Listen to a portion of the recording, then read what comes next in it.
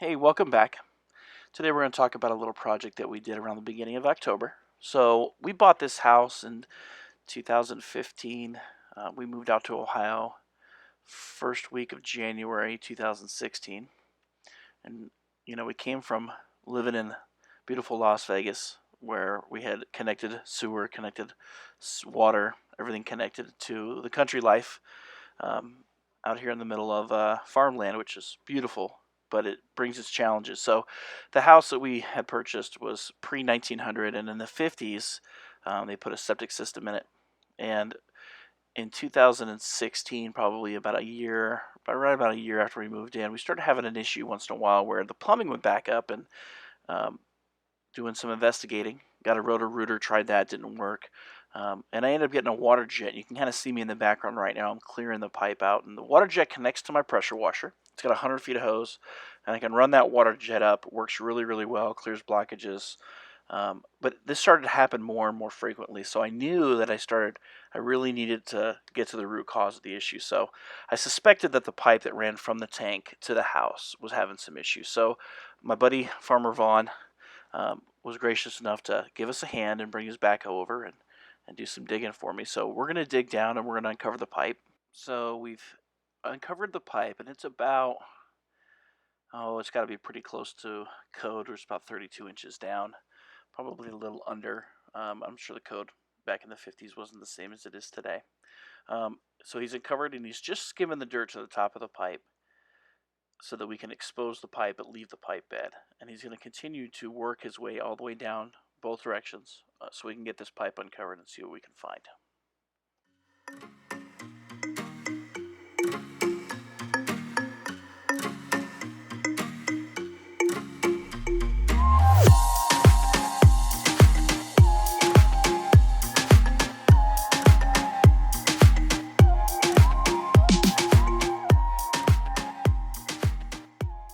So the more we dug, the more we uncovered, the more interesting it got. So the piping from the house went from cast iron to the white plastic pipe you see here to black plastic pipe, back to cast iron all the way down to the septic tank. And you can kind of see in this image where there's a little bit of a break between the white and the black plastic.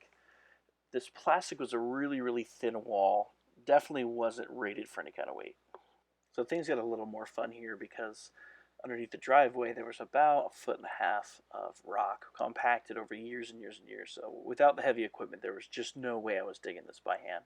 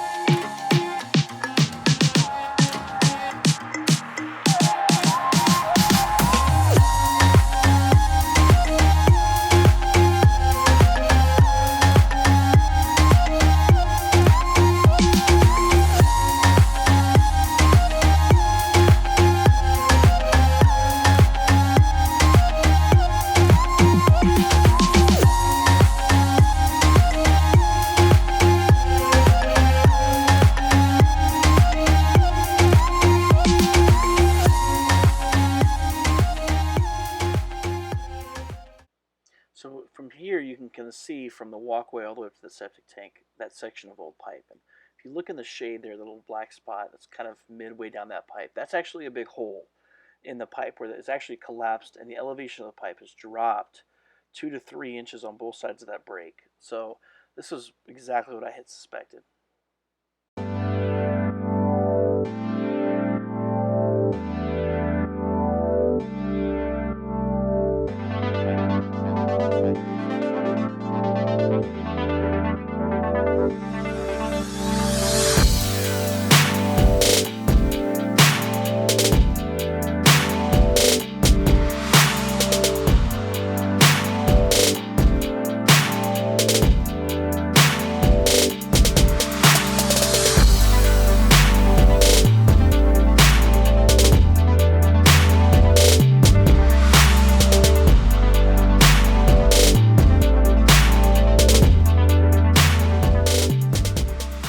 So as we get up closer to the house, we've cleared this section out, and we're trying to find a good section of the cast iron pipe that runs from the house down towards that walkway.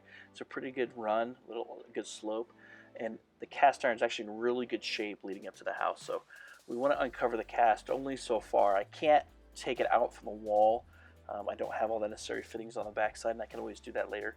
But I want to have a good clean break, a good clean section where I can cut that cast iron pipe and then connect a Fernco fitting to it. So I've just pulled out one of my Sawzall blades in my DeWalt, and this blade's not going to cut it. So it's time to make a run to the store, pick up a blade, a good cast iron blade, and then come on back.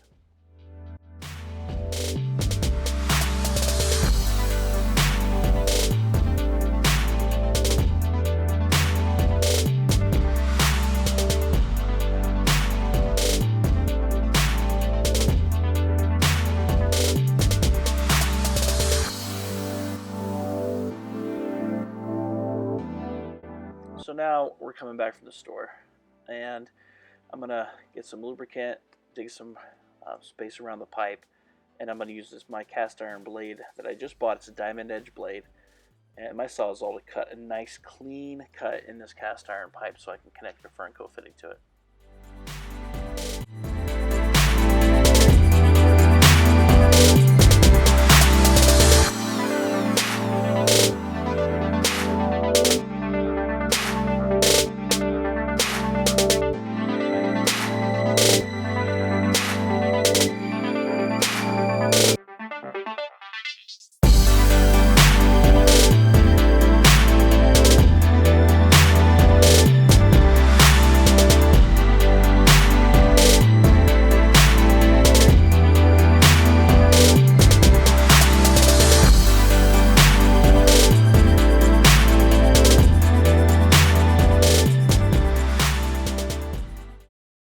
Alright, so we've gotten the whole trench dug out. Vaughn's taken his tractor back over to the farm, and I've extracted a majority of the piping out from the trench. You can kind of see the sections of cast behind me where I'm standing now. And on the left-hand side, you see the black plastic and the white plastic, and then you see some of the big Scheduled 40 PVC. So what I decided to go with was Schedule 40 thick wall, solid core, 4-inch PVC. And I'm going to run it from the house under the drive all the way to the septic tank. So I bought it in 20-foot sticks, and I paid probably about $350. And I know a guy that delivered it. He was really nice, so that helped a lot. And I'm going to connect these 20-foot sticks straight all the way over to the septic tank. So on this side by the house, we have a Fernco fitting. It's a 4-inch Fernco fitting. I'll insert a picture here.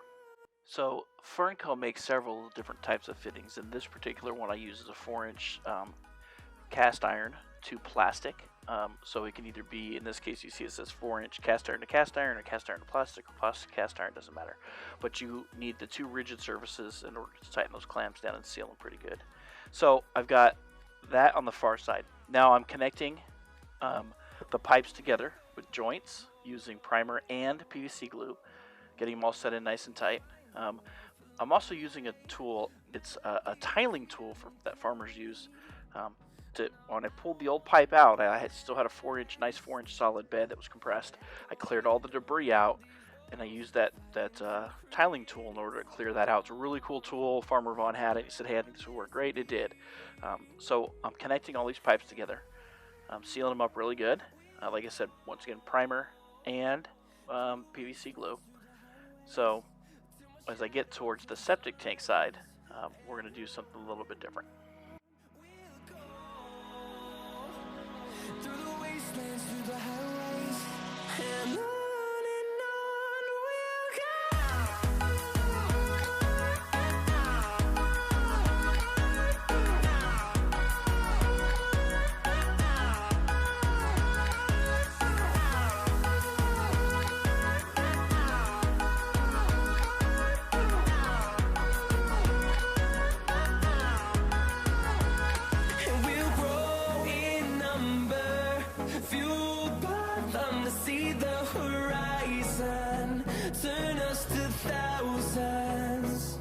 on we'll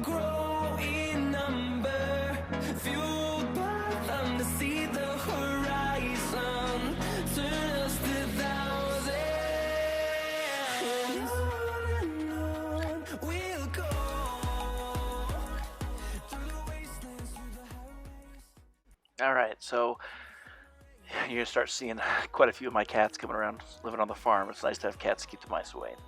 When they clear the fields during harvest, you'll be happy to have cats, trust me. So what I'm doing here in just a second is I'm going to start making sure that the pipe has got a good downslope, that it's as straight as it can be.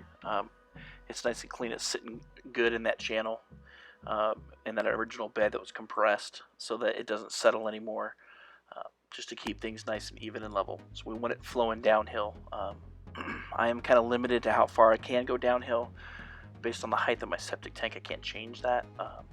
So I got to make sure that the water flows like it's supposed to. So that's what I'm doing here is I'm going through and I'm leveling out, make sure the pipe's exactly where it needs to sit.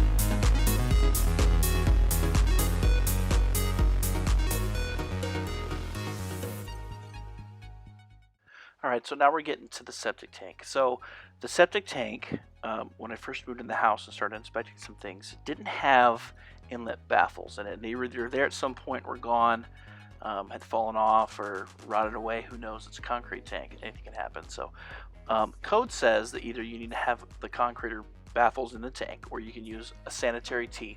So when I replaced this pipe, I wanted the septic tank to be as efficient and proper as it could be. So what I did is I ran a new sanitary tee on the end of that pipe going into the tank to direct all the affluent straight down. It controls your solids and everything else. It's kind of nasty, but it's kind of what you need to do. And then I hydraulic cemented, that's what I'm doing right now in this video, is I ran hydraulic cement around the inlet where that pipe went into the side of that tank. So when I removed the old pipe, I broke open the gap a little bit, removed some of the old mortar in there, and then I put that new 4-inch PVC in, and I ran hydraulic cement around that to seal it up really good and prevent any leaks.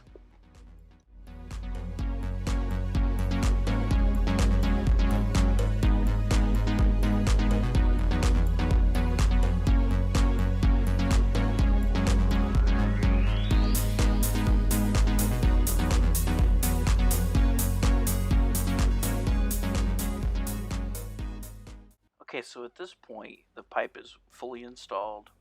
We've got the outlet baffle and the baffle into the tank installed, and I'm flushing the toilet a few times, running some water, verifying everything's flowing as it's supposed to. The system is working great. So all in all, we spent about 7.5 hours on the project. The nice thing here is that typically you would spend anywhere from $3,000 to $5,000 to pay a company to do this. I'm into this project for about $500 between all the piping, the blade to cut the cast iron pipe, the Fernco fitting, the Sanitary Tee, and really the rest of it's labor. Now, we're not all fortunate enough to have people like Vaughn to help, and that was an immense help. There's no way we could have done this project as quickly as we did without people like Vaughn. So I'm very grateful for that. But taking a little time to learn these things, you can do these things yourself in most cases. In some of these things, you got to make sure you check with local codes and make sure you're permitting reasons and things like that you're not breaking any laws. But changing the outlet, changing a piece of bad pipe there's nothing wrong with that. If I had a problem with a leach field or I had a problem with the tank itself leaking, that's a different story. You have to deal with that with the health department. So, the project turned out great. We were able to save some money, get our plumbing working again. I'm happy to report that it's been about 3 months. We haven't had any problems. Here's kind of a picture of the pipe at the tank and how bad it was closed up. That's supposed to be 4 inch. And here's a good overall shot of after I installed it, the straight shot from that cast iron where the Fernco is all the way down to the